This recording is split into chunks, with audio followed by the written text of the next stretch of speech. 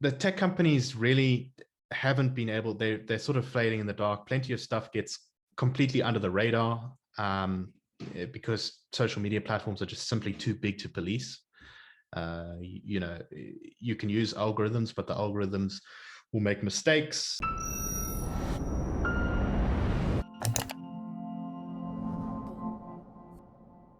How bad is the problem of fake news? And what role should tech companies play in moderating the content on their platforms? I posed this question to Nicholas Lorimer of the Daily Friend online newspaper in a recent episode of my podcast, Solutions with David Ansara. What follows is an extract from this longer conversation. So Nicholas, what about here in South Africa? There have been some fairly high-profile incidents of media manipulation. I'm thinking of the Bell Pottinger scandal, which basically unleashed an army of Twitter bots which were spreading falsehoods. So, I mean, South Africa and other countries in the developing world are not immune to these kinds of pressures. Do you think that here in South Africa, we're uniquely susceptible to some of this high levels of manipulation? Both yes and no. So I think that we have a kind of charged politics with well-established narratives that makes it easy for some ideas to spread around. And here I would say it's mostly actually through WhatsApp rather than something like Twitter. We've seen, of course, xenophobic violence is often accompanied with, I used to be a public representative, and so a lot of people have my cell phone number, and so occasionally I was forwarded sort of fake news messages which claimed that some horrific thing had been done by foreigners and that urged South Africans to come together and basically teach them a lesson on something, calling for xenophobic violence. So, you know, it's that kind of thing that I think does definitely go on and is a real problem. There are other countries where much worse things have happened. So the case study for this, I think, is in the developing world is Myanmar, or Burma, as it's often called, where the Burmese government, utilizing Facebook, which became very popular in Burma in 2013 when they liberalized internet access laws. Facebook became really popular because it was sort of like it was very easy to access on a cell phone, and it was like the one-page stop for all your needs. You could advertise, you could check in with your friends, you could message people. Enjoying this analysis? Click here to sign up for our 30-day free trial for more content from the CIA. And the Burmese military dedicated a section to producing fake news to target the Rohingya people who live in Western Myanmar, and basically accuse them of nefarious crimes and terrorism, and to justify an extreme military crackdown and a large amount of violence against them, which amounts essentially to a genocide. And that was at least justified and encouraged through Facebook. And this was also joined by various sort of high-ranking members of the Buddhist priesthood in Myanmar, who used Facebook to mobilize support and militias to go out and basically attack people and kill people. And so, yeah, the developing world, you know, the consequences are pretty bad. We've seen, I think, the most recent attempt of this. So you mentioned Bell Pottinger, of course, and we had our whole white monopoly capital debacle, where Bell Pottinger very deliberately pushed this narrative of, you know, a small cabal of whites basically controlling the South African economy, which does amount to fake news and is, I think, a classic definition of fake news.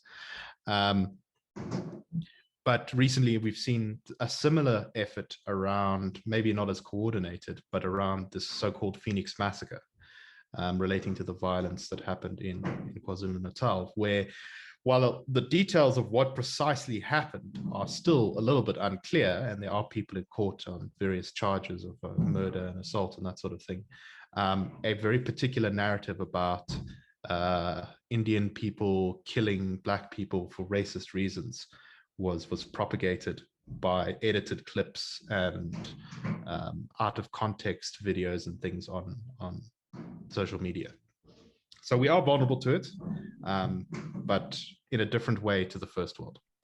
Nicholas, earlier you mentioned the big tech social media companies and the clumsy way in which they've gone about controlling the spread of misinformation on their platforms. And often they've overreached and gone into the realm of censorship. I'm thinking particularly of the COVID crisis. There was the lab leak thesis, which was completely taboo. It was suppressed on all of the tech platforms. And then suddenly, a year down the line, now Facebook was making a declaration that, okay, now you can talk about this because it seems that the thesis has more validity. What are your reflections on how the tech companies have gone about trying to improve the quality of information on their platforms? Yeah, I think you brought up a really good point there by mentioning the lab leak hypothesis, because I think that's exactly a perfect example of how tech companies are sort of fumbling their way through the dark on this stuff. And I think the central problem here is that they assumed that it would be very easy to decide what truth was. Well, unfortunately, most of the things in the public realm that are hotly debated, it's not really clear where the truth lies. And sometimes there isn't necessarily truth to be found because it depends on different value judgments of things. So in many instances, we've seen a full spectrum of responses from tech companies. People pointed out that during the Rohingya genocide that I just talked about, Facebook for a very long time did pretty much nothing. They had, I think, 2 moderators for the whole of Myanmar, or a very small number of moderators for the whole of Myanmar. And they essentially just allowed this hate stuff to spread. They relied on algorithms to try and pick out sort of racial slurs targeted to Rohingya people, but these algorithms couldn't read Burmese script properly.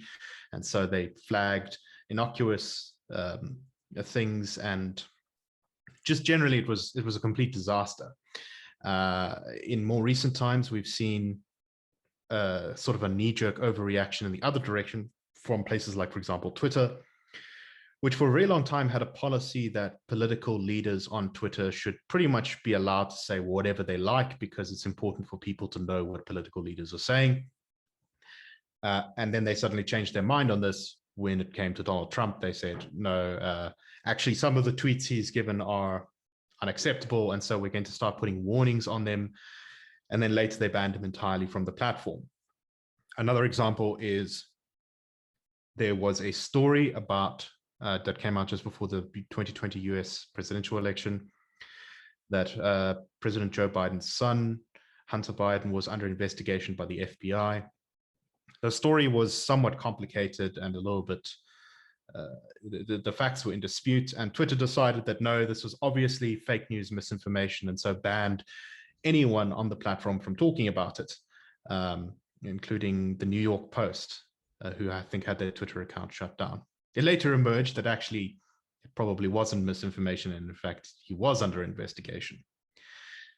So, there's the tech companies really haven't been able, they're sort of flailing in the dark. Plenty of stuff gets completely under the radar because social media platforms are just simply too big to police. You can use algorithms, but the algorithms will make mistakes. They'll flag people for, there are examples of people making jokes with each other where they say something about COVID, or they say something about pretending to wish harm on each other, but it's all in good humor. And then they get banned for issuing death threats or spreading misinformation. So algorithms, not a fantastic solution. And of course, the parameters of said algorithms still rely on human beings, right, to determine what is true and what is not. And so as a result, tech companies have really, I think, destroyed a lot of trust in them. A lot of people are very suspicious that they're selective in who they choose to censor. I think there's definitely at least some validity to that, although it can be overstated. But generally speaking, if you're on the right of the spectrum, you're probably more likely in politics to be censored than on the left, although not always. And this is not good, because all it does is drive people into alternative channels, and it gives fake news in many cases, I think, an aura of authenticity, because people will say, well, if it's so bad, if it's so false, why do you have to censor it? Shouldn't it be obvious that it's false? This is a tactic that's often been used by Holocaust deniers. They'll say, "Oh, why are you so upset that I'm questioning the Holocaust if it's so scientifically proven?" And I think there's a very strong argument to be made that the aggressive censorship that many social media platforms are increasingly engaging in, particularly now as as governments move to regulate social media companies, so sort of social media companies are trying to get out ahead of the curve and sort of say, no, look, we're good. You should follow our advice and model for regulating ourselves. That this is very likely to cause more harm than good.